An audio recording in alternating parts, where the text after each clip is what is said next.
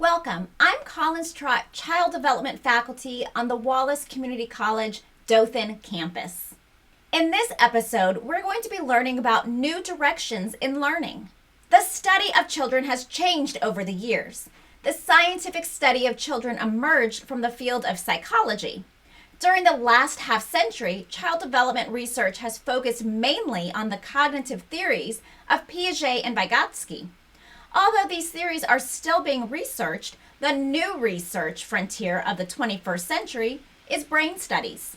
Researchers have long been interested in the brain, but major technology advances allow for much more precise study. Because these studies are rather new, what findings come out today may be updated tomorrow. So join me, Miss Trott, as we learn all about new directions in learning.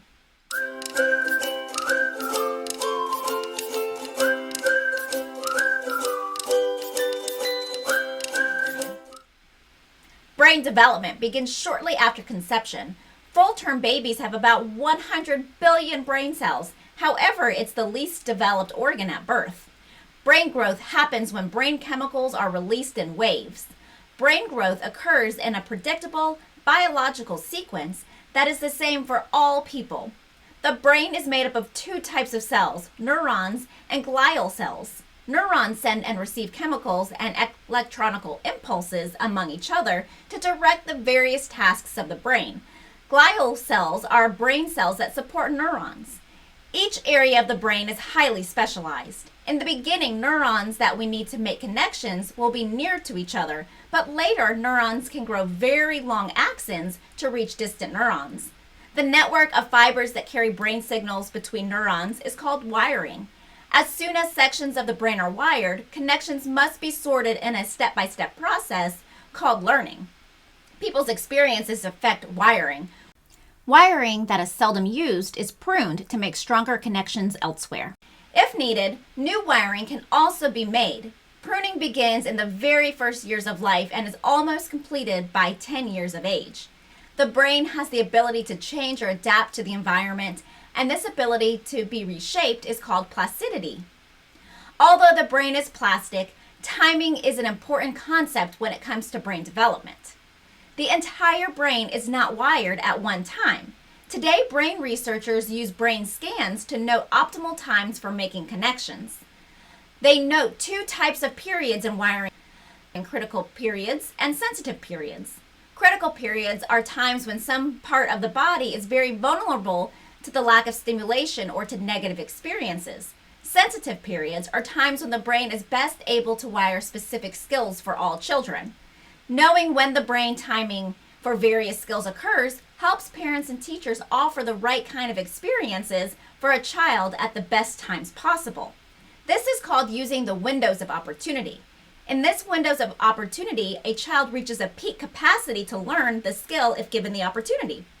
On the other hand, if the child does not receive the right stimulation within the given time frame, these times of windows of vulnerability where child development is likely to be impaired. Cutting-edge science on brain development confirms what many parents and caregivers have known for years.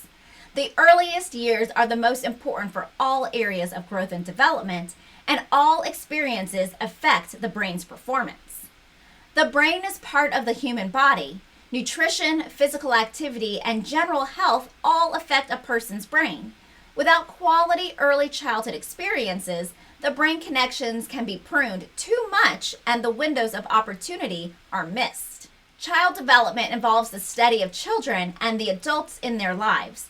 The first goal of child development research is to advance knowledge. The other goal is to apply knowledge. Today, schools are teaching 4 types of knowledge needed now and in the future. Explicit knowledge refers to knowledge about facts. When children learn to name colors, shapes, animals, and objects, they acquire explicit knowledge. Implicit knowledge refers to skill-based knowledge. Young children begin acquiring implicit knowledge when they learn to ride a bike, swim, or balance blocks. Scientific knowledge refers to the ability to create knowledge. This type of knowledge underlies new technological development, scientific discoveries, and process advances. Acquiring scientific knowledge begins when young children try different actions with their toys.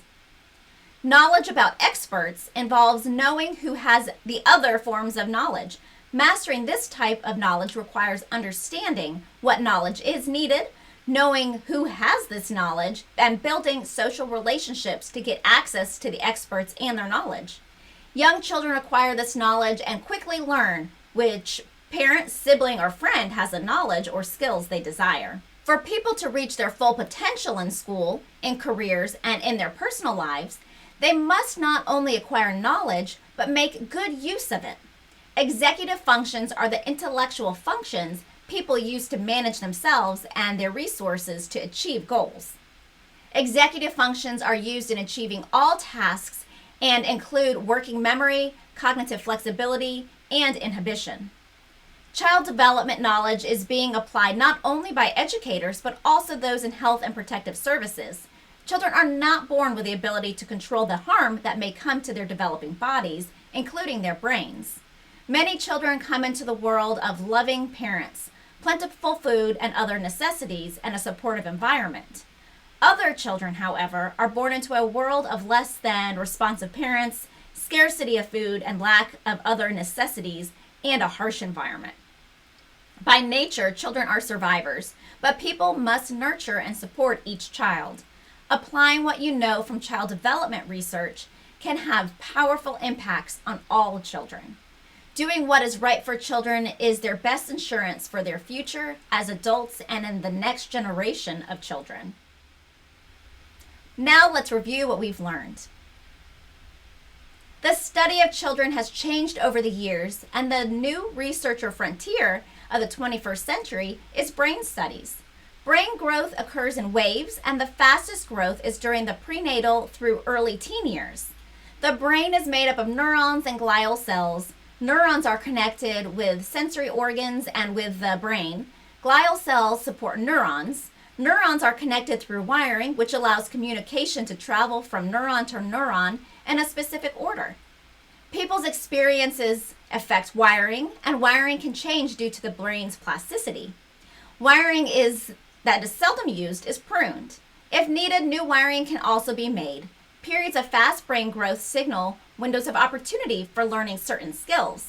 During these times, the brain is also more vulnerable and needs more protection.